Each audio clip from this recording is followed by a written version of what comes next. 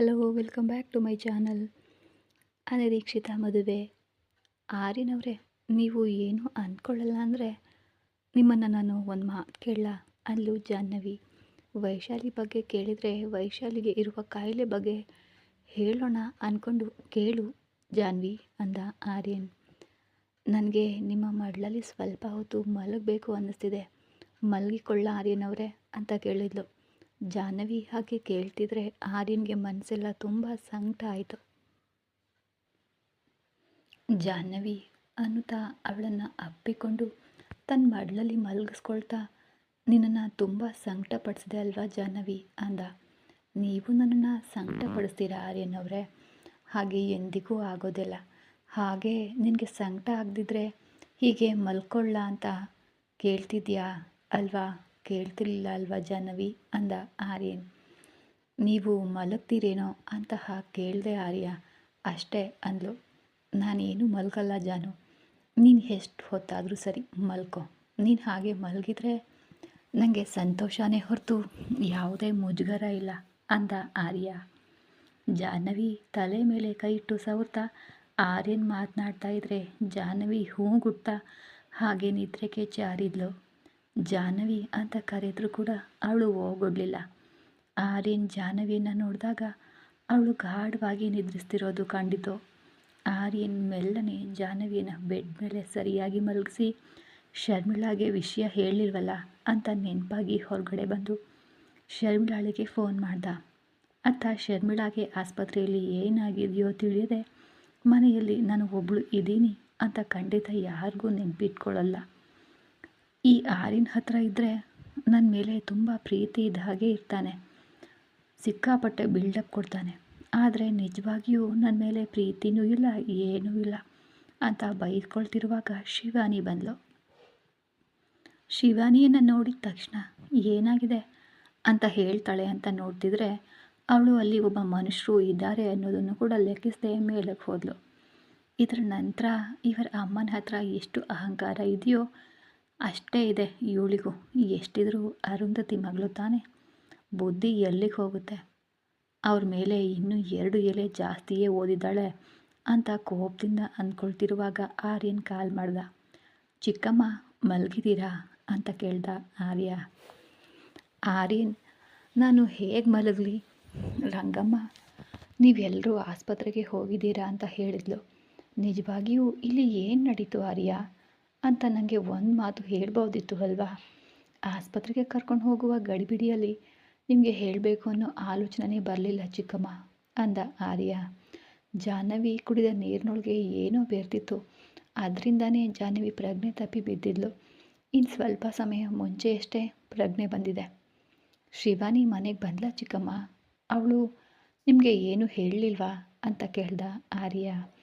ನಿನ್ನ ತಂಗಿ ನಿನ್ನ ತರಹ ಅಲ್ಲ ಬಿಡು, ಅವಳ ಹತ್ರ ತುಂಬ ಗರ್ವ ಇದೆ ಅಂದ್ಕೊಂಡು ನಾನು ಶಿವಾನಿಯನ್ನು ನೋಡಲೇ ಇಲ್ಲ ಆರ್ಯನ್ ಅಂತ ಸುಳ್ಳು ಹೇಳಿದ್ಲು. ಮನೆಗೆ ಬಂದಿದ್ದಾಳೋ ಇಲ್ವೋ ರಂಗಮ್ಮನನ್ನು ಕೇಳಿ ಚಿಕ್ಕಮ್ಮ ಅಂದನು ಆರ್ಯ. ಮತ್ತೆ ಇದೊಂದು ಕಾಟನ ಅಂದ್ಕೊಂಡು ಸರಿ 1 ನಿಮಿಷ ಇರು ಆರ್ಯ ಅಂತ ಹೇಳಿ 1 ನಿಮಿಷ ಕಳೀತಲೇ ಬಂದಿದ್ದಾಳಂತೆ ಆರ್ಯನ್. ನೀನು ಯಾವಾಗ ಬರ್ತೀಯಾ ಅಂತ ಕೇಳಿದ್ಲು. ನಾನು ಜಾಹ್ನವಿಯವರ ಅಣ್ಣನ ಮನೆಗೆ 4 ದಿನ ಕರ್ಕೊಂಡು ಹೋಗ್ತೀನಿ ಅಂತ ಅಂದಿದ್ದಾನೆ ಚಿಕ್ಕಮ್ಮ. ನಾನು ಕೂಡ ಅವಳ ಜೊತೆ ಹೋಗಿ ಒಂದೇ ಸಲ ಜಾಹ್ನವಿಯನ್ನು ಕರ್ಕೊಂಡು ಬರ್ತೀನಿ ಅಂದ ಆರ್ಯ. ಅದನ್ನು ಕೇಳಿದ ತಕ್ಷಣ ಕೋಪ ಬುಸ್ಕೊಡ್ತಾ ಬಂತು. ಆದರೆ ಅವರ ಅಣ್ಣ ಅವಳನ್ನು ಕರ್ಕೊಂಡು ಹೋಗ್ತಿದ್ರೆ ನೀನು ಯಾಕೆ ಆರ್ಯನ್ ಹೋಗ್ತೀಯಾ ಅಂದ್ಲು. ಜಾಹ್ನವಿಯನ್ನು ಒಬ್ಬಳೇ ಕಳಿಸಲು ನನಗೆ ಇಷ್ಟ ಇಲ್ಲ ಚಿಕ್ಕಮ್ಮ, ನಾನು 2 ದಿನಗಳಲ್ಲಿ ಬರ್ತೀನಿ ಚಿಕ್ಕಮ್ಮ ಅಂತ ಹೇಳಿ ಫೋನ್ ಇಟ್ಬಿಟ್ಟ ಆರ್ಯ. ಇತ್ತ ಜ್ಯೋತಿ ಮನೆ ಒಳಗಡೆ ಹೋಗಿ ನನ್ನನ್ನು ಇಲ್ಲಿಗೆ ಯಾಕೆ ಕರ್ಕೊಂಡು ಬಂದೆ ಅಂತ ಕೇಳಿದ್ಲು. ನೀನು ಕೇಳುವ ಹುಚ್ಚು ಪ್ರಶ್ನೆಗಳಿಗೆ ಉತ್ತರ ಹೇಳೋಣ ಅಂತ ಕರ್ಕೊಂಡು ಬಂದೆ. ನಾನೇನು ಹುಚ್ಚು ಪ್ರಶ್ನೆಗಳನ್ನು ಕೇಳಿಲ್ಲ, ನೀನು ಮಾಡ್ತಾ ಇರುವ ಕೆಲಸಗಳ ಬಗ್ಗೆನೇ ಕೇಳ್ತಿದ್ದೀನಿ ಅಷ್ಟೇ ಅಂದ್ಲು ಜ್ಯೋತಿ. ನಾನು ಏನು ಮಾಡಿದರೆ ನಿಂಗೇನು ಸುಮ್ಮನೆ ನೋಡ್ತಾ ಇರಲು ಆಗಲ್ವಾ ನಿಂಗೆ ಅಂತ ಕೋಪದಿಂದ ಅಂದ್ಲು. ಆರ್ಯನ್ ಹತ್ರ ದುಡ್ಡಿಲ್ಲ ಅಂತ ಬಿಟ್ಟು ಹೋಗಿ ಮತ್ತೆ ದುಡ್ಡಿರುವವನು ಅಂತ ತಿಳ್ಕೊಂಡು ಬಂದು ಎಷ್ಟು ನಾಟಕಗಳನ್ನು ಆಡ್ತಿದೀಯ ವೈಶು. ನಾನು ಎಷ್ಟೇ ನಾಟಕ ಆಡಿದರೂ ನನ್ನ ಪ್ರೀತಿಯನ್ನು ನಾನು ದಕ್ಕಿಸಿಕೊಳ್ಳೋದಕ್ಕಾಗಿಯೇ ಅಷ್ಟು ಮಾತ್ರನೇ ಅಂದ್ಲು ವೈಶಾಲಿ. ವೈಶಾಲಿ ಕಡೆ ಅಸಹ್ಯವಾಗಿ ನೋಡ್ತಾ ಜ್ಯೋತಿ, ನಿನ್ನ ಬಾಯಲ್ಲಿ ಪ್ರೀತಿ ಅನ್ನೋ ಮಾತು ಕೇಳ್ತಿದ್ರೆ ವಾಕರಿಕೆ ಬರ್ತಿದೆ ಅಂದ್ಲು ಜ್ಯೋತಿ. ಜ್ಯೋತಿ ಹಾಗಂತಿದ್ದಂತೆ ವೈಶಾಲಿ ಕೋಪದಿಂದ ಜ್ಯೋತಿ ಕೆನ್ನೆಗೆ ಹೊಡೆದು, ಏನೇ ಸುಮ್ಮನೆ ಇದ್ದರೆ ಬಾಯಿಗೆ ಬಂದ ಹಾಗೆ ಮಾತನಾಡ್ತಿದೀಯಾ? ನಾನು ಎಷ್ಟು ನಾಟಕ ಆಡಿದರೆ ನಿನಗ್ಯಾಕೆ? ನನ್ನ ಪಕ್ಕದಲ್ಲಿ ಬಾಯಿ ಮುಚ್ಕೊಂಡು ಇರಬೇಕು ಅಷ್ಟೇ ಅಂದ್ಲು. ನಿನ್ನ ನಾಟಕಗಳಿಗೆ ಒಂದು ಮಿತಿ, ಬ್ರೇಕ್ ಅನ್ನೋದು ಇದೆಯಾ ವೈಶು? ನಿಜವಾಗಿ 6 ತಿಂಗಳಲ್ಲಿ ಸತ್ತು ಹೋಗ್ತೀನಿ ಅಂತ ಹೇಳಿ ನನ್ನನ್ನು ವಂಚಿಸಿದ್ದು ಅಲ್ಲದೆ ಆರ್ಯನ್ಗೂ ಮೋಸ ಮಾಡ್ತಿದೀಯಾ? ನಿನ್ನ ನಾಟಕಗಳು ನನಗೆ ತಿಳಿಯದಂತೆ ನಾನೇ ಆರ್ಯನ್ಗೆ ನಿನ್ನ ಬಗ್ಗೆ ಹೇಳುವ ಹಾಗೆ ಮಾಡಿದೆ ಅಲ್ವಾ ಅಂತ ಕೋಪದಿಂದ ಅಂದ್ಲು. ನೀನು ಹೇಳ್ದೇ ಇದ್ದರೆ ನಾನೇ ಹೋಗಿ ಆರ್ಯ ನನಗೆ ಈ ಕಾಯಿಲೆ ಬಂದಿದೆ ಅಂತ ಹೇಳಿದರೆ ಅವನು ನನ್ನನ್ನು ನಂಬಿ ನನ್ನ ಹತ್ರ ಬರ್ತಿದ್ನಾ? ನೀನು ಈಗ ನನ್ನನ್ನು ನೋಡಿದ ಹಾಗೆ ಅಸಹ್ಯವಾಗಿ ನೋಡಿ ಕಳಿಸ್ಬಿಡ್ತಾ ಇದ್ದ. ನೀನು ನನ್ನ ಬಗ್ಗೆ ಹೇಳಿದ್ದಕ್ಕೆ ಆರ್ಯ ನಂಬ್ದ. ಅದಕ್ಕೆ ನೀನು ನನ್ನನ್ನು ಇಷ್ಟೊಂದು ಮಾತುಗಳು ಆಡ್ತಾಯಿದ್ರು ನಾನು ಸುಮ್ಮನೆ ಸಹಿಸ್ಕೊಂಡೆ. ಆದರೆ ನನ್ನ ಕಾಯಿಲೆ ಬಗ್ಗೆ ಕೇಳಿದೆಯಲ್ಲ, ಅದಕ್ಕೆ ನನ್ನ ಕೋಪ ಬಂದಿದ್ದು. ನಿನಗೆ ಕಾಯಿಲೆ ಇದೆ ಅಂತ ನಾಟಕ ಆಡ್ತಿದ್ರೆ ನೋಡ್ತಾ ನಾನು ಸುಮ್ಮನೆ ಇರಬೇಕಾ ಅಂದ್ಲು ಜ್ಯೋತಿ. ಸುಮ್ಮನಿರದೆ ಬೇರೆ ಏನು ಮಾಡ್ತೀಯ? ನಾನೇನು ನೀನು ಪ್ರೀತಿಸಿದವನ ಹತ್ರ ನಾಟಕ ಆಡ್ತಿಲ್ಲ ತಾನೇ? ನಾನು ಪ್ರೀತಿಸಿದವನ ಹತ್ರ ತಾನೇ ಆಡ್ತಿರೋದು. ಅದಕ್ಕೆ ನಿನಗೆ ಯಾಕೆ ಅಷ್ಟೊಂದು ಕೋಪ? ನಾನು ಹೇಳಿದ ಹಾಗೆ ಕೇಳಿಕೊಂಡು ಸುಮ್ಮನಿದ್ರೆ ಸರಿ. ನನ್ನ ಜೊತೆ ಆರ್ಯನ ಮನೆಗೆ ಬಾ. ಹಾಗೆ ನೋಡ್ತಾ ಸುಮ್ಮನಿರದೆ ಆರ್ಯನ್ಗೆ ನಿಜ ಹೇಳಬೇಕು ಅಂದ್ಕೊಂಡ್ರೆ ಇತ್ತ ಕಡೆಯಿಂದಲೇ ನೀನು ನಿನ್ನೂರಿಗೆ ಹೊರಟು ಹೋಗ್ಬಿಡು. ಜೀವನದಲ್ಲಿ ಆರ್ಯನ್ಗೆ ಎಲ್ಲೂ ಕಾಣಿಸ್ಬೇಡ. ಹಾಗಿದ್ರೆ ನೀನು ಪ್ರಾಣದೊಂದಿಗೆ ಇರ್ತೀಯ. ಇಲ್ಲ ಅಂದರೆ ನಿನ್ನನ್ನು ಕೂಡ ಕೊಲೆ ಮಾಡಿ ಹೆಣ ಕೂಡ ಸಿಗ್ದ ಹಾಗೆ ಮಾಡಿಬಿಡ್ತೀನಿ, ಎಚ್ಚರ ಅಂದ್ಲು. ನಿನ್ನಂಥವಳ ಫ್ರೆಂಡ್ ಆದರೆ ಹೇಗಿರ್ತಾಳೆ ಅಂತ ನನಗೆ ಚೆನ್ನಾಗೇ ತೋರಿಸ್ಕೊಟ್ಟೆ ಅಲ್ವಾ? ನನ್ನ ಬಗ್ಗೆ ತಿಳಿತು ಅಲ್ವಾ? ಇನ್ನು ನನ್ನ ಪಕ್ಕದಲ್ಲಿ ಬಾಯಿ ಮುಚ್ಕೊಂಡಿರ್ತೀಯ ಅಥವಾ ನೀನು ನಿಮ್ಮ ಊರಿಗೆ ಹೋಗ್ತೀಯ ಅನ್ನೋದನ್ನು ನಿನ್ನ ಚಾಯ್ಸ್ಗೆ ಬಿಡ್ತಿದ್ದೀನಿ ಅಂದ್ಲು ವೈಶಾಲಿ. ಜ್ಯೋತಿ ಏನು ಮಾಡಲಿ ಅಂತ ಆಲೋಚಿಸ್ತಾ, ವೈಶಾಲಿ ಫ್ರೆಂಡಾಗಿ ಒಂದು ಮಾತು ಕೇಳ್ತೀನಿ. ನಿನಗೆ ಕಾಯಿಲೆ ಇಲ್ಲ ಅಂದಮೇಲೆ ಇಷ್ಟೊಂದು ಟ್ಯಾಬ್ಲೆಟ್ ಯಾಕೆ ತಗೋತೀಯ? ಡಾಕ್ಟರ್ ಹತ್ರ ವಾರ ವಾರ ಚೆಕಪ್ಗೆ ಯಾಕೆ ಹೋಗ್ತೀಯ ಅಂತ ಕೇಳಿದ್ಲು. ಇವಾಗ ಆ ವಿಷಯಗಳೆಲ್ಲ ನಿಂಗೆ ಯಾಕೆ? ನಾನು ಕೇಳಿದ್ದಕ್ಕೆ ಸೀದಾ ಉತ್ತರ ಹೇಳು. ನಾನು ಮಾತನಾಡದೆ ಸುಮ್ಮನೆ ಇರ್ತೀಯ ಅಂದರೆ ನನ್ನ ಜೊತೆ ಬಾ. ಇಲ್ಲ ಅಂದರೆ ವೈಶಾಲಿ ಹೊರಗಡೆ ಬಂದಳು. ಅವಳು ಎಲ್ಲೋ ಇದ್ದು ಏನು ಮಾಡ್ತಾಳೋ ಅಂತ ಯೋಚಿಸೋದಕ್ಕಿಂತ ಇವಳು ಪಕ್ಕದಲ್ಲೇ ಇರೋದು ಬೆಸ್ಟ್ ಅಲ್ವಾ ಅಂದ್ಕೊಂಡ ಜ್ಯೋತಿ, ನಾನು ಹೋಗಲ್ಲ, ನಾನು ನಿನ್ನ ಜೊತೆನೇ ಬರ್ತೀನಿ ಅಂತ ವೈಶಾಲಿ ಹಿಂದೆನೇ ಮತ್ತೆ ಆರ್ಯನ ಮನೆಗೆ ಹೋದಳು. ನೀನು ಆರ್ಯನ ಮುಂದೆ ಆಗಲಿ ಆ ಜಾಹ್ನವಿಯ ಮುಂದೆ ಆಗಲಿ ಬಾಯಿ ಜಾರದೆ ಅಂದರೆ ನಾನು ಏನು ಮಾಡ್ತೀನೋ ನನಗೆ ಗೊತ್ತಾಗಲ್ಲ. ಅರ್ಥವಾಯ್ತಾ ಜ್ಯೋತಿ? ನಿನ್ನ ಬಗ್ಗೆ ತಿಳಿದ ಮೇಲೆಯೂ ನಾನು ಯಾಕೆ ಮಾತಾಡ್ತೀನಿ ವೈಶು ಅಂದ್ಲು ಜ್ಯೋತಿ. ವೈಶು ಏನು ಮಾಡ್ತಿದ್ದಾಳೋ ಅಂತ ಯೋಚಿಸೋದಕ್ಕಿಂತ ನಾನು ಇವಳ ಜೊತೆ ಹೋಗೋದು ಸರಿ ಅಂದ್ಕೊಂಡವಳು, ಈಗ ನೀ ನನ್ನ ಫ್ರೆಂಡ್ ಅನ್ನಿಸ್ಕೊಂಡೆ ಕಣೆ, ನಡಿ ಅಂತ ಒಳಗಡೆ ಹೋದರು. ಹಾಲ್ನಲ್ಲಿ ರಂಗಮ್ಮ ಇರೋದನ್ನು ನೋಡಿ ಆರ್ಯ ಎಲ್ಲಿದ್ದಾನೆ ಅಂತ ಕೇಳಿದ್ಲು. ಆರ್ಯ ಅಯ್ಯನವರು ಮನೆಗೆ ಬಂದಿಲ್ಲಮ್ಮ ಅಂದ್ಲು. ಹಾಗಾದರೆ ಇನ್ನೂ ಆ ಜಾಹ್ನವಿಗೆ ಪ್ರಜ್ಞೆ ಬಂದಿಲ್ಲ ಅನಿಸುತ್ತೆ, ಅದಕ್ಕೆ ಆರ್ಯ ಅಲ್ಲೇ ಇದ್ದಾನೆ ಅಂತ ಮನಸ್ಸಿನಲ್ಲಿ ಅಂದ್ಕೊಂಡು, ಜಾಹ್ನವಿಗೆ ಹೇಗಿದೆ ಅಂತ ಗೊತ್ತಾಯ್ತಾ ರಂಗಮ್ಮ ಅಂತ ಕೇಳಿದ್ಲು. ಜಾಹ್ನವಿಯವರಿಗೆ ಆರಾಮವಾಗಿ ಇದೆಯಂತೆ. ಶಿವಾನಿ ಅಮ್ಮನವ್ರು ಬಂದು ಹೇಳಿದ್ರಲ್ವಾ, ಇವತ್ತು ಆಸ್ಪತ್ರೆಯಲ್ಲೇ ಇರಬೇಕು ಅಂತ ಅಂದಿದ್ದಾರಂತೆ. ಹಾಗಾಗಿ ಅಯ್ಯ ಅವರು ಕೂಡ ಅಲ್ಲೇ ಇದ್ದಾರೆ ಅಂದ್ಲು. ಜಾಹ್ನವಿಗೆ ಪ್ರಜ್ಞೆ ಬಂತು ಅಂತ ಹೇಳಿದ ತಕ್ಷಣ ವೈಶಾಲಿ ಮುಖ ಕೋಪದಿಂದ ಕೆಂಪಾಯಿತು. ಜಾಹ್ನವಿಗೆ ಪ್ರಜ್ಞೆ ಬಂತ ಅಂತ ಬಲವಂತವಾಗಿ ನಗು ತಂದ್ಕೊಂಡು ಕೇಳಿದ್ಲು.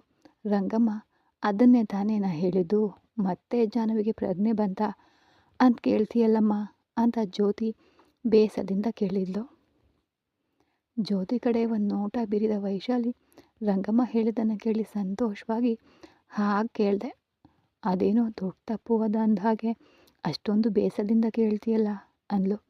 ನೀನು ಯಾಕೆ ಕೇಳಿದೆ, ಅದು ನನಗೆ ಗೊತ್ತು ಬಿಡು ಅಂತ ಮನಸ್ಸಿನಲ್ಲಿ ಅಂದ್ಕೊಂಡು ನನಗೆ ಹಸಿವಾಗ್ತದೆ, ನಾನು ಹೋಗಿ ಫ್ರೆಶ್ ಆಗಿ ಬರ್ತೀನಿ, ಊಟ ಇದೆಯಲ್ವ ರಂಗಮ್ಮ ಅಂತ ಕೇಳಿದ್ಲು ಜ್ಯೋತಿ. ಶಿವಾನಿ ಅಮ್ಮನವ್ರು ಕೂಡ ಬರ್ತೀನಿ ಅಂದಿದ್ದಾರೆ, ನೀವು ಕೂಡ ಬನ್ನಿ ಅಂತ ಹೇಳಿ ಕಿಚನ್ ಒಳಗಡೆ ಹೋದ್ಲು ರಂಗಮ್ಮ. ಜ್ಯೋತಿ ರೂಮ್ ಒಳಗಡೆ ಹೋಗ್ತಿದ್ದಂತೆ ವೈಶಾಲಿ ಅವಳ ಹಿಂದೆ ಕೋಪದಿಂದ ಬಂದು, ಜಾಹ್ನವಿ ಪ್ರಜ್ಞೆಗೆ ಬಂದಿದ್ದಾಳೆ ಅಂತ ತಿಳಿತಾನೆ ತಮಗೆ ತುಂಬ ಸಂತೋಷವಾಗಿ ಹಸುವಾಗಿದೆ ಅಂದ್ಲು. ನೀನು ಕೋಪದಿಂದ ಅಂದರು ಅದೇ ನಿಜ, ಪಾಪ ಏನೂ ತಿಳಿಯದ ಜಾಹ್ನವಿ ಪ್ರಜ್ಞೆಗೆ ಬರಬೇಕು ಅಂತ ನಾನು ಮನಸ್ಸಿನಲ್ಲಿ ಅಂದ್ಕೊಳ್ತಿದ್ದೆ, ಅಂಥದ್ರಲ್ಲಿ ಜಾಹ್ನವಿಗೆ ಪ್ರಜ್ಞೆ ಬಂದಿದ್ದಾಳೆ ಅನ್ನಲು ಸಂತೋಷ ಆಗದೆ ಇರುತ್ತಾ ವೈಶಾಲಿ ಅಂದ್ಲು ಜ್ಯೋತಿ. ಆ ಜಾಹ್ನವಿಗೆ ಅಷ್ಟೊಂದು ಆರೈಸಿದೆಯಲ್ಲ, ಫ್ರೆಂಡ್ಗೆ ಎಂದಾದರೂ ಏನಾದರೂ ಒಳ್ಳೆಯದಾಗಲಿ ಅಂತ ಒಂದೇ ಒಂದು ದಿನನಾದರೂ ಬಯಸಿದೀಯಾ ಅಂತ ಕೇಳಿದ್ಲು. ನೀನು ಒಳ್ಳೆಯವಳಾಗಿದ್ದರೆ ನಿನ್ನ ಬಗ್ಗೆ ನಾನು ಕೂಡ ಹಾಗೆ ಅಂದ್ಕೊಳ್ತಿದ್ದೆ, ನಿನಗೆ ಯಾವುದೇ ಕಾಯಿಲೆ ಇಲ್ಲ ಅಂತ ತಿಳಿದು ಹೋಯ್ತಲ್ಲ, ಇನ್ನೂ ನಿನಗೆ ಯಾವ ಒಳ್ಳೆಯದಾಗಬೇಕು ಅಂತ ನಾನು ಹಾರೈಸಲಿ ಅಂದ್ಲು ಜ್ಯೋತಿ. ನನಗೆ ಕಾಯಿಲೆ ಇಲ್ಲ ಎಂದು ನೀನು ಅಂದ್ಕೊಂಡ ತಕ್ಷಣ ನನಗಿರುವ ಕಾಯಿಲೆ ಇಲ್ಲಂತಾಗುತ್ತಾ ಜ್ಯೋತಿ ಅಂದ್ಲು ವೈಶಾಲಿ. ವೈಶಾಲಿ ಹೇಳೋದನ್ನು ಸುಳ್ಳು ಅಂತ ಎಷ್ಟು ಸಾರಿ ಹೇಳ್ತೀಯ, ನಿನ್ನ ನಾಟಕಗಳನ್ನು ಮತ್ತೆ ನಂಬಲು ನಾನೇನು ಹುಚ್ಚಿಯಲ್ಲ ಅಂದ್ಲು ಜ್ಯೋತಿ.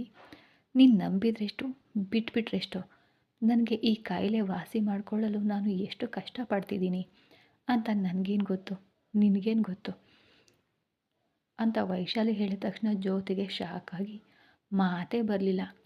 ಇತ್ತ ಬಾಲನ್ ಖಂಡಿತ ಶರ್ಮಿಳಾ ನೆನ್ನೆಯಿಂದ ಮಾತನಾಡದೆ ಇರೋದಕ್ಕೆ ಏನೋ ಒಂಥರ ಅನ್ನಿಸ್ದೆ.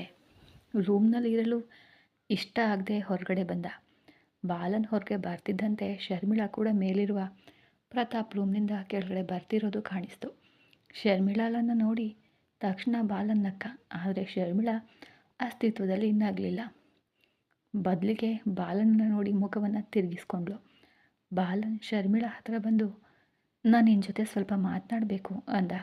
ಏನು ಅಂತ ಹೇಳು ಅಂತ ಅಲ್ಲೇ ಸೋಫಾದ ಮೇಲೆ ಕುಳಿತಳು ಶರ್ಮಿಳಾ.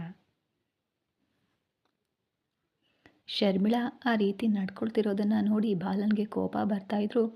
ಅದನ್ನು ತಡ್ಕೊಂಡು, ಶರ್ಮಿಳಾ ನನ್ನ ಮೇಲೆ ನಿನಗೆ ಕೋಪ ಯಾಕೆ ಅಷ್ಟೊಂದು ಅಂತ ತುಂಬ ಶಾಂತವಾಗಿ ಕೇಳ್ದ.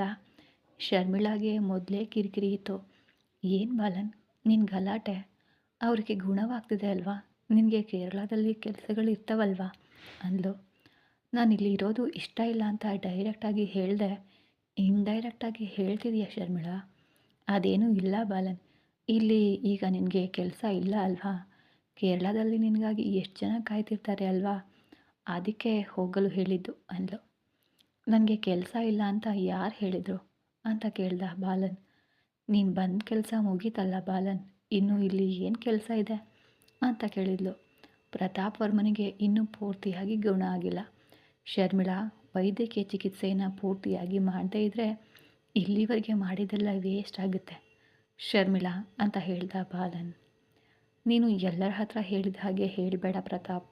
ಪ್ರತಾಪ್ ವರ್ಮನ್ ತನ್ನಷ್ಟಕ್ಕೆ ತಾನು ಎದ್ದು ರೂಮ್ನಲ್ಲಿ ನಡೀತಿದ್ದಾನೆ ಅಲ್ವಾ, ಇನ್ನೇನು ಪ್ರಾಬ್ಲಮ್ ಇದೆ ಅಂತ ಕೇಳಿದ್ಲು. ಪ್ರಾಬ್ಲಮ್ ಏನು ಅಂದರೆ ಏನು ಹೇಳೋದು, ನಾನು ಹೇಳಿದರೆ ನಿಂಗೇನಾದರೂ ಅರ್ಥ ಆಗುತ್ತಾ, ಇಲ್ಲ ತಾನೇ. ಇನ್ನೊಂದು 10 ದಿನ ಪ್ರತಾಪ್ ವರ್ಮನಿಗೆ ವೈದ್ಯಕೀಯ ಚಿಕಿತ್ಸೆ ಮಾಡಬೇಕು, ಅದು ಮುಗೀತಿದ್ದಂತೆ ನೀನು ಹೇಳುವ ಕೆಲಸನೇ ಇಲ್ಲ, ನಾನೇ ಹೋಗ್ತೀನಿ ಅಂದ ಬಾಲನ್. ಆ 10 ದಿನ ಹೇಗೆ ಮಾಡಬೇಕು ಅಂತ ಹೇಳು, ನಾನು ಮಾಡ್ತೀನಿ ಅಂದ್ಲು. ಬಾಲನ್ಗೆ ಕೋಪ ಬಂದು, ಏನೋ ಫ್ರೆಂಡ್ ಅಲ್ವಾ ಅಂತ ನೀನು ಕೇಳಿದ ತಕ್ಷಣ ಬಂದಿದ್ದಕ್ಕೆ ನನಗೆ ಒಳ್ಳೆಯ ಪಾಠ ಕಲಿಸ್ದೆ ಅಲ್ವಾ, ಸರಿ ಬಿಡು ಶರ್ಮಿಳಾ, ನಿನಗೆ ಇಷ್ಟ ಇಲ್ಲದಿದ್ದಾಗ ನಾನು ಯಾಕಿರಬೇಕು, ಇವತ್ತೇ ನಾನು ಕೇರಳಕ್ಕೆ ಹೋಗ್ತಿದ್ದೀನಿ, ನನ್ನ ಶಿಷ್ಯರಿಗೆ ಹೇಳಿ ಫ್ಲೈಟ್ ಯಾವಾಗಿದೆ ಅಂತ ನೋಡಲು ಹೇಳ್ತೀನಿ ಅನ್ನುತ್ತಾ ಅಲ್ಲಿದ್ದ ಹೊರಟು ಹೋದ. ಮನೆಯಲ್ಲಿರುವ ಗಲಾಟೆಗಳೇ ಸಾಕಾಗದಿದ್ದರೆ ಈ ಬಾಲನ್ ಒಬ್ಬ ಯಾವಾಗಲೂ ಏನಾದರೂ ಒಂದು ಮಾಡ್ತಾನೆ ಇರ್ತಾನೆ. ಪ್ರತಾಪ್ ವರ್ಮನಿಗೆ ಗುಣ ಆಯಿತು, ಇನ್ನು ಈ ಬಾಲನ್ ಜೊತೆ ಏನು ಕೆಲಸ ಇರಲ್ಲ ಬಿಡು, ಹೋದರೆ ಹೋಗ್ತಾನೆ, ಹೋಗಲಿ ಅಂದ್ಕೊಂಡ್ಳು. ಬಾಲನ್ ರೂಮ್ಗೆ ಹೋಗಿ ಶಿಷ್ಯರನ್ನು ಕರೆದು, ಇವತ್ತು ಫ್ಲೈಟ್ ಟಿಕೆಟ್ಸ್ ಇದೆಯಾ ಇಲ್ವಾ ನೋಡಿ ಅಂದ. ಅದೇನು ಗುರೂಜಿ, ನಾವು ಇನ್ನೂ 10 ದಿನ ಇಲ್ಲೇ ಇರಬೇಕಿತ್ತು ಅಲ್ವಾ ಅಂದರು. ಮೊದಲು ಹೋಗಿ ನಾನು ಹೇಳಿದ ಕೆಲಸ ಮಾಡು, ಅಂತ ಕೋಪದಿಂದ ಹೇಳಿದನು ಬಾಲನ್. ಆ ಶಿಷ್ಯ ಹೆದರಿ ಹಾಗೆ ಆಗಲಿ ಗುರುಜಿ ಅಂತ ಹೇಳಿ ಹೋದ. ಶರ್ಮಿಳಾ, ನೀನು ನನ್ನನ್ನು ಕಳುಹಿಸಿ ತುಂಬ ದೊಡ್ಡ ತಪ್ಪು ಮಾಡ್ತಿದೀಯ. ಇದು ನಿನಗೆ ಆಮೇಲೆ ಅರ್ಥ ಆಗಿ ಸಂಕಟಪಟ್ಟರು ನಾನು ಖಂಡಿತ ಮತ್ತೆ ಬರಲ್ಲ ಅಂದ್ಕೊಂಡು ಶಿಷ್ಯರಿಗಾಗಿ ಕಾಯ್ತಾ ಕುಳಿತಿದ್ದ. ರಾತ್ರಿ ಇಡೀ ಇತ್ತ ಆರ್ಯನ್ ಜಾಹ್ನವಿಯನ್ನೇ ನೋಡ್ತಾ ಕೂತಿದ್ದ. ಮುಂಜಾನೆ ಹೊರಗಿನಿಂದ ಶಬ್ದಗಳು ಬರ್ತಿದ್ರೆ ಆರ್ಯನ್ಗೆ ಎಚ್ಚರ ಆಯಿತು. ಜಾಹ್ನವಿ ಇನ್ನೂ ಎದ್ದಿರಲಿಲ್ಲ. ಆರ್ಯನಿದ್ದು ಮುಖ ತೊಳ್ಕೊಂಡು ಬಂದು ಜಾಹ್ನವಿನ ಕರೆದ. ಜಾಹ್ನವಿ ಕಣ್ಬಿಟ್ಟು ಇಷ್ಟು ಬೇಗ ಬೆಳಗ್ಗೆ ಆಯಿತಾ ಅಂತ ಕೇಳಿದ್ಲು. ರಾತ್ರಿ ಚೆನ್ನಾಗಿ ನಿದ್ದೆ ಬಂದ ಹಾಗಿದೆ ಅಲ್ವಾ ಅಂತ ಕೇಳ್ದ. ನೀವು ಪಕ್ಕದಲ್ಲಿದ್ದರೆ ನಿದ್ದೆ ಬರದೆ ಹೇಗಿರುತ್ತೆ ಆರ್ಯನ್ ಅವರೇ? ಪ್ರಶಾಂತವಾಗಿ ನಿದ್ದೆ ಮಾಡಿದೆ. ಸರಿ, ನೀನು ಹೋಗಿ ಫ್ರೆಶ್ ಆಗಿ ಬಾ ಅಂತ ಎಬ್ಬಿಸಿ ಕೂರಿಸ್ದ ಆರ್ಯ. ಆರ್ಯನ್ ಅವರೇ, ನಾನು ಹೋಗಬಲ್ಲೆ ಬಿಡಿ ಅಂತ ಹಾಸಿಗೆ ಮೇಲಿಂದ ಎದ್ಲು. ನಾನು ಇದ್ದೀನಿ ಅಲ್ವಾ ಕರ್ಕೊಂಡು ಹೋಗಲು ಅಂತ ಕೈ ಹಿಡಿದು ವಾಶ್ರೂಮ್ ಹತ್ರ ಕರ್ಕೊಂಡು ಹೋದ. ಜಾಹ್ನವಿ ಫ್ರೆಶ್ ಆಗಿ ಹೊರಗೆ ಬಂದಳು. ಆರ್ಯನ್ ಕೈ ಹಿಡಿದು ಕರ್ಕೊಂಡು ಬರ್ತಿದ್ದಾರೆ. ಆರ್ಯನ್ ಅವರೇ, ನಾನೇನು ಪೇಷಂಟ್ ಅಲ್ಲ, ಏನೋ ಸ್ವಲ್ಪ ತಲೆ ಸುತ್ತ ಬಂದು ಬಿದ್ದೆ ಅಷ್ಟೆ. ಅದಕ್ಕೆ ನೀವು ನನ್ನನ್ನು ಹೀಗೆ ಹಿಡಿದು ನಡೆಸ್ತಿರೋದು ಏನು ಚೆನ್ನಾಗಿಲ್ಲ ಅಂದ್ಲು. ಹೌದು ಜಾಹ್ನವಿ, ನನಗೆ ಹೀಗೆ ಹಿಡಿದು ನಡೆಸೋದು ನಿಜವಾಗ್ಲೂ ಇಷ್ಟ ಇಲ್ಲ ಅಂತ ಜಾಹ್ನವಿಯನ್ನು ಎತ್ಕೊಂಡು ಹಾಸಿಗೆ ಹತ್ರ ಕರ್ಕೊಂಡು ಹೋಗಿ ಕೂರಿಸಿ ಇವಾಗ ಚೆನ್ನಾಗಿದೆ ಅಲ್ವಾ ಅಂದ. ನಿಮ್ಮ ಬಗ್ಗೆ ಗೊತ್ತಿದ್ದು ಅಂದೆ ನೋಡಿ ಅಂದ್ಲು. ಜಾಹ್ನವಿ ಪಕ್ಕದಲ್ಲಿ ಕೂತು, ನೀನು ನನ್ನ ಜೊತೆ ಸರಿಯಾಗಿ ಯಾವಾಗಿದೆಯಾ ಅಂತ ನನ್ನ ಬಗ್ಗೆ ನಿನಗೆ ಗೊತ್ತಾಗುತ್ತೆ ಜಾಹ್ನವಿ. ನೀವು ನನ್ನ ಕೊರಳಿಗೆ ತಾಳಿ ಕಟ್ಟಿದಾಗಿನಿಂದ ನೀವು ಏನು ಅಂತ ನನಗೆ ಅರ್ಥ ಆಗ್ತಾನೇ ಇದೆ ಆರ್ಯನ್ ಅವರೇ. ಮತ್ತು ಅಷ್ಟೆಲ್ಲ ಅರ್ಥ ಮಾಡ್ಕೊಂಡು ನೀನು ನನ್ನನ್ನು ಯಾಕೆ ಅನುಮಾನಿಸಿ ನನಗೆ ಹೇಳ್ದೆ ಕೇಳದೆ ಮನೆಗೆ ಬಂದೆ ಅಂತ ಕೇಳ್ದ. ಆಗ ಆ ವಿಷಯಗಳು ಅಗತ್ಯನ ಆರ್ಯ ಅವರೇ? ನಿನಗೆ ಇಷ್ಟ ಇಲ್ಲದಿದ್ದರೆ ನಾನು ಮಾತನಾಡಲ್ಲ ಬಿಡು ಜಾಹ್ನವಿ. ನಾನು ಡಿಸ್ಚಾರ್ಜ್ ಕೆಲಸಗಳನ್ನು ಮುಗಿಸಿ ಬರ್ತೀನಿ. ಈ ನಡುವೆ ಡಾಕ್ಟರ್ ಬಂದರೆ ಚೆಕಪ್ ಮಾಡಿಸ್ಕೊಂಡು ಮನೆಗೆ ಹೋಗೋಣ, ಸರಿನಾ ಅಂದ ಆರ್ಯ. ನೀವು ಹೇಗೆ ಹೇಳಿದರೆ ಹಾಗೆ ಆಗಲಿ ಆರ್ಯನ್ ಅವರೇ ಅಂದ್ಲು ಜಾಹ್ನವಿ. ಸರಿ, ನಿನಗೆ ಊಟ ಕೊಟ್ಟರೆ ತಿಂತಾ ಇರು, ನಾನು ಹೋಗಿ ಬರ್ತೀನಿ ಅಂತ ಹೋದ. ಜಾಹ್ನವಿ ಮಲಗಿ ತಾನು ಕುಡಿದ ನೀರು ಯಾವ ವಾಸನೆ ಬಂದಿತ್ತು ಅಂತ ನೆನೆಸ್ಕೊಳ್ತಾ ಇದ್ಲು. ನಾನು ಕುಡಿಯುವ ನೀರು ಎಂದು ತಿಳಿದು ಯಾರಾದರೂ ಏನಾದರೂ ಬೆರೆಸಿದಾರಾ ಅಂತ ಅನುಮಾನ ಬಂತು. ಜಾಹ್ನವಿ ಅಂತ ಮನೋಜ್ ಬಂದ. ಅಣ್ಣ, ಏನಿದು ಇಷ್ಟು ಮುಂಜಾನೆ ಬಂದಿದೀಯಾ ಅಂತ ಕೇಳಿದ್ಲು. ಅಣ್ಣ ಮಾತ್ರ ಅಲ್ಲ, ನಾನು ಕೂಡ ಬಂದಿದ್ದೀನಿ ಅಂತ ಅವನಿ ಕೂಡ ಬಂದಳು. ಅವನಿ, ನಾನು ಆಸ್ಪತ್ರೆಯಲ್ಲಿರೋದು ನಿಂಗೆ ಯಾರು ಹೇಳಿದರು ಅಂತ ಕೇಳಿದ್ಲು ಜಾಹ್ನವಿ. ಏನು, ನೀನು ಹೇಳ್ತೇ ಇದ್ದರೆ ನನಗೆ ತಿಳಿಯಲ್ಲ ಅಂದ್ಕೊಂಡ್ಯಾ ಅಂತ ಕೋಪದಿಂದ ಅಂದ್ಲು. ಇದು ತುಂಬ ಚೆನ್ನಾಗಿದೆಯಲ್ಲ, ನನಗೆ ಏನಾಯ್ತೋ ತಿಳಿಯದೆ ನಾನೇ ಗೊಂದಲದಲ್ಲಿದ್ದರೆ ನೀನು ನಾನು ಹೇಳಿಲ್ಲ ಅಂತಿದೆಯಲ್ಲ ಅಂದ್ಲು. ಖಂಡಿತ ಏನಾಯ್ತೆ? ಹಾಗೆ ಹೇಗೆ ನೀರು ಕುಡಿದ ತಕ್ಷಣ ತಲೆ ಸುತ್ತ ಬಂದು ಬಿದ್ದೋದೆ? ಅದೇ ಯಾರಿಗೂ ಅರ್ಥ ಆಗ್ತಿಲ್ಲ ಅವನಿ. ನಿಜ, ಯಾರು ಈ ಕೆಲಸ ಮಾಡಿದ್ದು ಅಂತ ಯೋಚಿಸಿದ್ರೆ ನಂಗೆ ತಲೆನೇ ಕೆಟ್ಟು ಹೋಗ್ತಿದೆ ಅಂದ್ಲು. ಈಗ ನಿನ್ನನ್ನು ಯಾರು ಯೋಚಿಸೋಕೆ ಹೇಳಿದ್ರು ಜಾಹ್ನವಿ? ನೀರು ವ್ಯತ್ಯಾಸ ಆಗಿರುತ್ತೆ ಬಿಡು, ನಿನ್ನ ಮೇಲೆ ಯಾರಿಗೆ ಹಾಗೆ ಇರುತ್ತೆ ಅಂದ ಮನೋಜ್. ಇನ್ಯಾರಿದ್ದಾರೆ? ಆ ಕಪಟಿ ಮುಖದ ವೈಶಾಲಿ, ಆಕೆ ಏನು ಮಾಡದೆ ಇರ್ತಾಳಾ ಅಂದ್ಲು ಅವನಿ. ನಿನ್ನ ಅನುಮಾನದಿಂದ ಜಾಹ್ನವಿಗೆ ಇಲ್ಲದ ಸಲ್ಲದ ಅನುಮಾನಗಳು ಹುಟ್ಟಿಸ್ಬೇಡ ಅಂದ ಮನೋಜ್. ಅಣ್ಣ, ನಾನು ಹೇಳಿದ್ರಲ್ಲಿ ತಪ್ಪೇನಿದೆ, ನಿಜ ಇದೆ ಅಲ್ವಾ ಅಂದ್ಲು. ನಿಜ ಇದ್ದರೆ ಸಾಲದು, ಅದಕ್ಕೆ ಸಾಕ್ಷಿಗಳು ಬೇಕು ಅಲ್ವಾ? ಆದರೂ ಆರ್ಯನ್ ಬಗ್ಗೆ ಗೊತ್ತಿದ್ದು ಅಂತಹ ಹುಚ್ಚು ಕೆಲಸಗಳನ್ನು ಅವರು ಮಾಡಲ್ಲ ಅಂತ ನಾನು ಅಂದ್ಕೊಂಡಿದ್ದೀನಿ ಅಂದ ಮನೋಜ್. ಇನ್ನು ಆಕೆ ಅಲ್ಲದೆ ಈ ಮನೆಯಲ್ಲಿ ಜಾಹ್ನವಿ ಕಂಡ್ರೆ ಆಗದವರು ಯಾರಿದ್ದಾರೆ ಅಂದ್ಲು ಅವನಿ. ನೀನು ಬಂದಿದ್ದು ಜಾಹ್ನವಿಯ ಕ್ಷೇಮ ವಿಚಾರಿಸಿ ಹೋಗೋದಕ್ಕ, ಅಥವಾ ಆಕೆಗೆ ಇಲ್ಲ ಸಲ್ಲದನ್ನು ಹೇಳಿ ಜಾಹ್ನವಿ ಮನಸ್ಸು ಕೆಡಿಸೋದಕ್ಕ? ಅಣ್ಣ, ನಾನೇನು ಜಾಹ್ನವಿ ಮನಸ್ಸನ್ನು ಕೆಡಿಸ್ತಿಲ್ಲ. ಮುಂದೆ ಇಂಥವು ನಡೆದರೆ ಸ್ವಲ್ಪ ಜಾಗರೂಕತೆಯಿಂದ ಇರಬೇಕು ಅಲ್ವಾ? ಆರ್ಯನ್ ಬಂದು ಮನೋಜ್ ಅವರನ್ನು ನೋಡಿ, ನೀವು ಯಾವಾಗ ಬಂದ್ರಿ? ಆದರೂ ನಾವೇ ಬರ್ತೀವಿ ಅಂತ ಹೇಳಿದೆ ಅಲ್ವಾ, ಮತ್ತು ಯಾಕೆ ಬಂದೆ ಮನೋಜ್ ಅಂತ ಕೇಳ್ದ ಆರ್ಯ. ನಿಮ್ಮಿಬ್ಬರನ್ನ ಮನೆಗೆ ಕರ್ಕೊಂಡು ಹೋಗಲು ಬಂದೆ ಆರ್ಯನ್ ಅಂದನು ಮನೋಜ್. ನೀನು ಕಷ್ಟಪಟ್ಟು ಈಗ ಬರ್ತಿದ್ರೆ ಏನಾಗ್ತಿತ್ತು ಅಂದ. ಇದರಲ್ಲಿ ನಾನು ಕಷ್ಟಪಟ್ಟಿದ್ದು ಏನಿದೆ ಆರ್ಯ? ಏನೂ ಇಲ್ಲ ಬಿಡು. ಆದರೆ ಸರಿ ಈಗ ಹೊರಡೋಣವಾ ಅಂದ. ಡಾಕ್ಟರ್ ಇನ್ನೂ ಬಂದಿಲ್ಲ ಮನೋಜ್, ಬಂದು ನೋಡಿದ ನಂತರ ಹೋಗೋಣ. ಅವನಿ ಜಾಹ್ನವಿ ಹತ್ರ ಕೂತಿದ್ರೆ, ಅವನಿ ನಿನಗೆ ಯಾರು ಹೇಳಿದರು ಅಂತ ಕೇಳ್ದ ಆರ್ಯ. ನೀವು ಹಾಗೆ ಕೇಳಬೇಡಿ ಆರ್ಯನವರೇ, ನೀವು ಹೇಳದೇ ಇದ್ದರೆ ನನಗೇನು ತಿಳಿಯಲ್ವಾ? ನನಗೆ ತಿಳಿಯಲ್ಲ ಅಂತ ಅಂತಿದ್ದಾಳೆ ಅಂತ ನಕ್ಳು ಜಾಹ್ನವಿ. ನೀನು ಸುಮ್ಮನಿರಮ್ಮ ಜಾಹ್ನವಿ, ಶಿವಾನಿ ಫೋನ್ ಮಾಡಿ ಹೇಳಿದ್ಲು ಅಂದ್ಲು ಅವನಿ. ನೀವು ಮೂವರು ಒಂದು ಕಾಲದಲ್ಲಿ ಸ್ನೇಹಿತರು ಅಲ್ವಾ? ಮರೆತುಬಿಟ್ಟೆ ಅಂದ ಆರ್ಯನ್. ಒಂದು ಕಾಲದಲ್ಲಿ ಏನು ಸರ್, ಈಗಲೂ ನಾವು ಸ್ನೇಹಿತರೆ ನಾವು ಅಂದ್ಲು ಅವನಿ. ಓಹೋ ಓಕೆ, ನಿಮ್ಮ ಸ್ನೇಹ ಯಾವಾಗಲೂ ಹೀಗೆ ಇರಬೇಕು ಅಂತ ಆಶಿಸ್ತೀನಿ ಅವನಿ ಅಂತ ಹೇಳ್ದ. ಇವರು ಮಾತನಾಡ್ತಿರುವಾಗ ಡಾಕ್ಟರ್ ಬಂದು ಜಾಹ್ನವಿನ ತಪಾಸಣೆ ಮಾಡಿ ಮಾತ್ರೆಗಳನ್ನು ಬರ್ಕೊಟ್ಟು ಜಾಗರೂಕತೆಯಿಂದ ಬಳಸಲು ಹೇಳಿದರು. ಇನ್ನು ನಾವು ಮನೆಗೆ ಹೋಗ್ಬೋದಾ ಡಾಕ್ಟರ್ ಅಂತ ಕೇಳ್ದ ಜಾಹ್ನವಿ. ಓಕೆ ಹೋಗಿ ಅಂತ ನಗ್ತಾ ಹೇಳಿದರು. ಆರ್ಯನ್ ಜಾಹ್ನವಿನ ಕರ್ಕೊಂಡು ಹೊರಗೆ ಬಂದ. ಮನೋಜ್ ಅವನಿ ಹಿಂದಿನಿಂದ ನಡ್ಕೊಂಡು ಬಂದರು. ಕಾರು ಹತ್ರ ಬಂದು, ಎಲ್ಲಿಗೆ ಹೋಗೋಣ ಜಾಹ್ನವಿ? ನಮ್ಮನೆಗೆ ಹೋಗೋಣವಾ ನಿಮ್ಮ ಮನೆಗೆ ಹೋಗೋಣವಾ ಅಂತ ಕೇಳ್ದ. ನಿಮ್ಮಿಷ್ಟ ಆರ್ಯನವರೇ, ನೀವು ಎಲ್ಲಿ ಕರ್ಕೊಂಡು ಹೋದರೂ ನನಗೆ ಆನಂದವೇ ಅಂತ ಕಾರ್ನಲ್ಲಿ ಕೂದಲು ಜಾಹ್ನವಿ. ಈ ಕತೆ ಮುಂದುವರಿಯುವುದು. ಮತ್ತೆ ಸಿಗೋಣ ಮುಂದಿನ ಎಪಿಸೋಡಲ್ಲಿ. ಜಾಹ್ನವಿ ಆರ್ಯನ್ ಎಲ್ಲಿಗೆ ಹೋಗ್ತಾರೆ? ಅಣ್ಣನ ಮನೆಗ ಅಥವಾ ಗಂಡನ ಮನೆಗ? ನಿಮ್ಮ ಅನಿಸಿಕೆಗಳನ್ನು ಕಮೆಂಟ್ ಮೂಲಕ ತಿಳಿಸಿ. ಮತ್ತೆ ಸಿಗೋಣ ಮುಂದಿನ ಎಪಿಸೋಡಲ್ಲಿ. ಧನ್ಯವಾದಗಳು.